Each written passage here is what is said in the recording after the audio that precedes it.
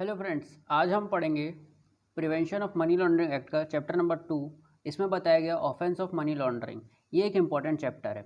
Offence of money laundering इतना important chapter है कि इस पूरे एक्ट में अगर कोई ऑफेंस सबसे ज़्यादा इम्पॉर्टेंट है तो यही सेक्शन है, सेक्शन नंबर 3। और इसमें से गारंटीड आपके क्वेश्चन बनने के चांसेस हैं।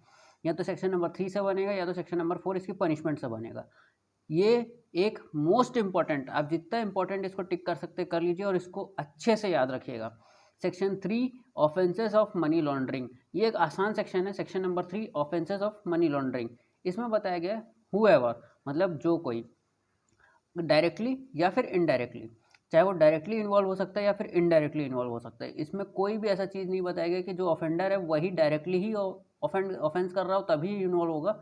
अगर कोई बैकवर्ड से मतलब कोई पीछे से पीठ कोई कॉन्स्पिरेसी चल रही है और उसमें कोई इन्वॉल्व है तो इनडायरेक्टली भी अगर कोई इन्वॉल्व हो रहता है तो भी इसके ऑफेंस के अंतर्गत उसको कवर किया गया है। इसीलिए सेक्शन नंबर 3 इतना इंपॉर्टेंट हो जाता है कि इसमें आजकल इतना इम्पोर्टेंट है कि इसमें बेल तक मिलना मुश्किल हो जाती है। और इसमें बहुत बड़े बड़े लोगों का नाम आता है, बहुत सारे ऐसे हस्तियों के नाम आते हैं जिसमें इसमें इन्वॉल्व होते हैं। तो ये जो directly or indirectly word use किया गया इसमें, जो लेजिस्लेशन ने इनडायरेक्टली वर्ड यूज़ किया, इसने बहुत सारे जो मतलब इन्वॉल्व नहीं थे उनको पीछे से पीठ मतलब जो गेम को ऑफेंस को पीछे से कंट्रोल कर रहे थे उनको तक भी इसमें इन्वॉल्व कर लिया गया। ये लेजिस्लेशन का पॉइंट ऑफ व्यू था इस सेक्शन को बनाने का, चाहे डायरेक्टली इन्वॉल्व हो चाहे इनडायरेक्टली इन्वॉल्व हो। अटेम्प्ट टू इंडल्ज, या फिर अटेम्प्ट करता है, इंडल्ज होने की कोशिश करता है, या फिर और नोइंगली अजिस्ट मतलब जानबूझ के अजिस्ट कर रहा है, और नोइंगली इज अ पार्ट और is actually involve in any process. या तो वो कोई पार्टी जो है वो नोइंगली इन्वॉल्व हो रही है कोई पार्ट ऑफ द ऑफेंस में, या फिर actually involve in any process, या फिर कोई ऐसा प्रोसेस जिसको बनाने या फिर करने में वो एक्चुअली इन्वॉल्व हो तब, और activity connected with the proceeds of crime, ऐसी कोई भी एक्टिविटी जो कि प्रोसीड्स ऑफ क्राइम से जो कनेक्टेड है। जैसे प्रोसीड्स ऑफ क्राइम क्या होता है, जैसे कोई क्राइम हुआ तो उस क्राइम में जो ऑफेंडर है उसने कोई प्रॉपर्टी निकाली, अब ये जो प्रॉपर्टी बनाई उस ऑफेंडर ने ये कहलाएगा प्रोसीड्स ऑफ क्राइम। तो जब कोई क्राइम से कोई प्रॉपर्टी बनाई जाती है तो वो कहलाता है प्रोसीड्स ऑफ क्राइम इंक्लूडिंग। अब इसमें प्रोसीड्स ऑफ क्राइम में क्या क्या इंक्लूड हो रहा है, चाहे आपने कॉन्सिलमेंट किया हो, चाहे उसका पोजीशन रखा हो, चाहे एक्विजिशन किया हो, चाहे उसका यूज़ किया हो, और साथ ही साथ प्रोजेक्ट किया हो, या फिर claiming it as untainted property, जैसे कि ये वर्ड लिखा हुआ है untainted property, shall be guilty of offence of money laundering. मतलब अगर वो इस प्रॉपर्टी का जो प्रोसीड्स ऑफ क्राइम है इसका पोजीशन रखता है, कॉन्सीलमेंट करता है, एक्विजिशन करता है, प्रोजेक्टिंग करता है, यूज़ करता है, क्लेम करता है उसकी खुद की प्रॉपर्टी के जैसे, तो वो गिल्टी होगा ऑफेंस ऑफ मनी लॉन्ड्रिंग के लिए। अब रिमूवल ऑफ डाउट के लिए एक एक्सप्लेनेशन रखा गया। अगर person is shall be guilty of offence of money laundering, एक पर्सन तभी गिल्टी होगा मनी लॉन्ड्रिंग का if such person is found to have directly or indirectly attempted to indulge or knowingly assisted or knowingly is a part or actually involved in any one or more of the following processes। मतलब इनमें से एक या एक से ज़्यादा processes पे अगर कोई पर्सन इन्वॉल्व है तब वो ऑफेंस ऑफ मनी लॉन्ड्रिंग के अंतर्गत आएगा।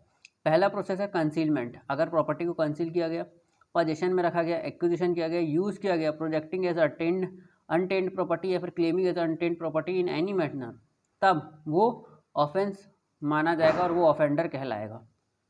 द प्रोसेस और activity connected with proceeds of crime is a continuing activity, जो प्रोसेस और एक्टिविटी कनेक्टेड है प्रोसीड्स ऑफ क्राइम से वो एक कंटिन्यूइंग एक्टिविटी है और वो कंटिन्यू रहती है टिल डायरेक्टली और इनडायरेक्टली अगर वो प्रोसीड्स ऑफ क्राइम का कंसीलमेंट या फिर पोजीशन या फिर एक्विजिशन, यूज और projecting it is at untainted property और claiming it as untainted property in any manner whatsoever. तो ये था सेक्शन नंबर 3। इसमें बता दिया गया कि ऑफेंस होता है मनी लॉन्ड्रिंग।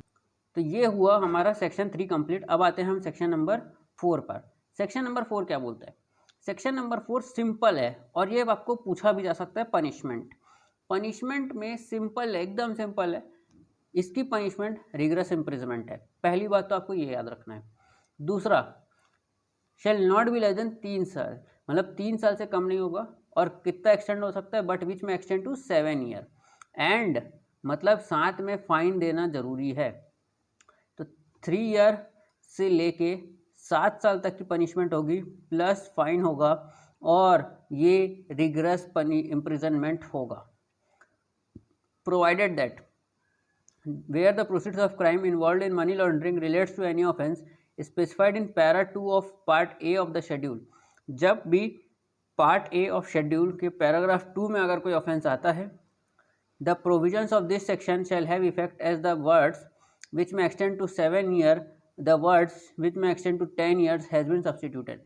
मतलब शेड्यूल के पार्ट ए में पैरा 2 में अगर कोई ऑफेंस होता है, तब वो जो 7 साल लिखा हुआ है, ये जो 3 साल से 7 साल है, वो 3 साल से लेके 10 ईयर तक हो जाएगा। यहाँ पे जो 10 ईयर है वो सब्सटीट्यूट कर दिया जाएगा। तो ये बताया गया सेक्शन नंबर 4 के अंतर्गत। आज हम सेक्शन 3 और सेक्शन 4 को कवर अप किए हैं। अब नेक्स्ट वीडियो में हम चैप्टर नंबर 3 को कवर अप करेंगे। अगर ये वीडियो आपको अच्छा लगा हो तो लाइक करें, शेयर करें, सब्सक्राइब करें हमारे चैनल को। Thank you.